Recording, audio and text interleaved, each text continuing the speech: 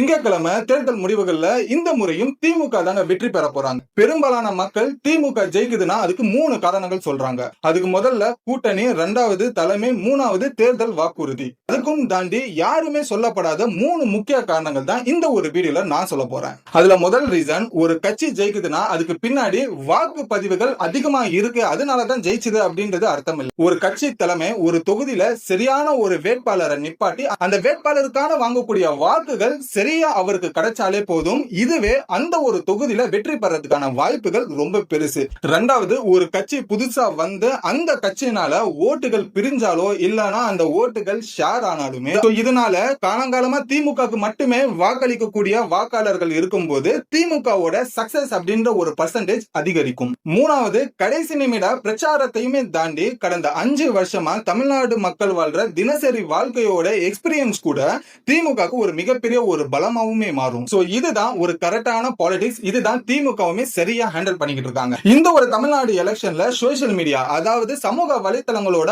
ஆதிக்கம் அப்படின்றது அதிக அளவுல இருக்கு. ஆனா அது என்னைக்குமே தமிழ்நாடு எலெக்ஷன் ரிசல்ட்டை தீர்மானிக்க போறது இல்ல. அதையும் தாண்டி கிரவுண்ட் லெவல் ஆக்டிவிட்டியுமே பிளஸ் தெளிவான ஸ்ட்ராட்டஜியும் தான் டிஎம்கேவை ஜெயிக்கிறதுக்கான ஒரு ரீசனா அமையும். சோ திங்கட்கிழமை எலெக்ஷன் ரிசல்ட் வரும்போது ஒரு வேளை டிஎம்கே ஜெயிச்சாங்கன்னா அப்போ இதுக்கு பின்னாடி இந்த சொல்லப்படாத 3 காரணங்கள் இருக்குன்றது தெரிஞ்சுக்குங்க. நீங்க இந்த ஒரு எலெக்ஷன்ல யார் ஜெயிப்பாங்கன்றது நினைக்கிறீங்க? அவங்களோட கட்சி பேரை கமெண்ட்ல சொல்லுங்க.